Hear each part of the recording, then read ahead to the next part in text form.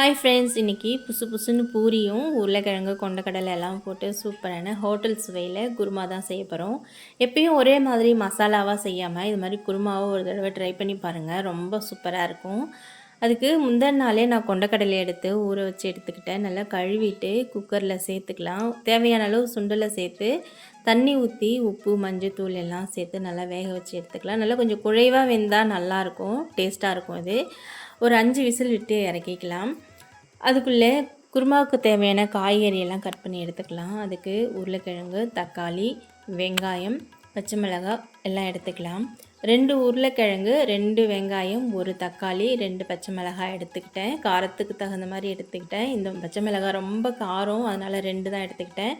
உருளைக்கிழங்கு தோல் சீவி குட்டி குட்டியாக கட் பண்ணி இதில் கொஞ்சமாக தண்ணி உப்பு சேர்த்து கொஞ்சம் வேக வச்சு எடுத்துக்கலாம். அதுக்குள்ளே பூரிக்கு மாவு பிசைஞ்சு எடுத்துக்கலாம்.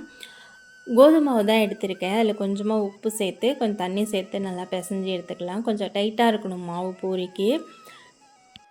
நல்லா கொஞ்சம் அழுத்தம் கொடுத்து நல்லா பிசையணும். லாஸ்ட்டாக எண்ணெய் ஊற்றி நல்லா அடித்து பிசைஞ்சு ஒரு 10-15 நிமிஷம் ஊறினா போதும். நல்லா புசு புசுன்னு நமக்கு பூரி கிடைக்கும். 10 நிமிஷம் இது ஊறட்டும்.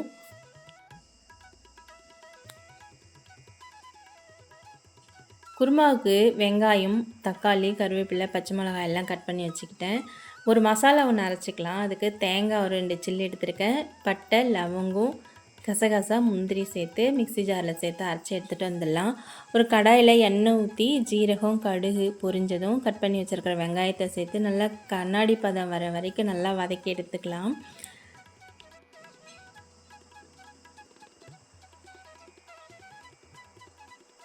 நல்லா இந்த அளவுக்கு வதங்கணும். ஒரு தக்காளி கட் பண்ணி வச்சுருக்கேன், அதையும் சேர்த்துக்கலாம். பச்சை மிளகாய், கருவேப்பிலை எல்லாத்தையும் நல்லா சேர்த்து நல்லா வதக்கிக்கலாம்.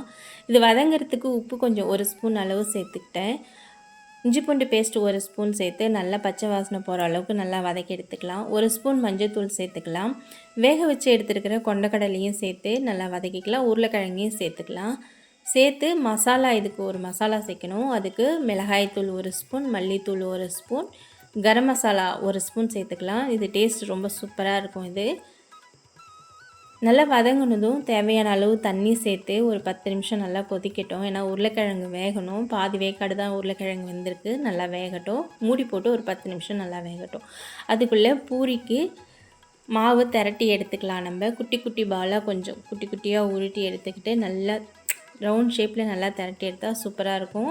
அதுக்குள்ளே குழம்பும் கொதிச்சிருச்சு. நம்ம அரைச்சி வச்சுருக்கிற மசாலாவையும் சேர்த்து தண்ணி தேவையான அளவு தண்ணி சேர்த்து நல்லா கொதிக்கட்டும். ஒரு 10 நிமிஷம் கொதிக்கட்டும். நிறைய நேரம் கொதிக்கக்கூடாது. ஃபைனலாக கொத்தமல்லி இலையை தூவி இறக்குனா சூப்பராக இருக்கும் இந்த குருமா.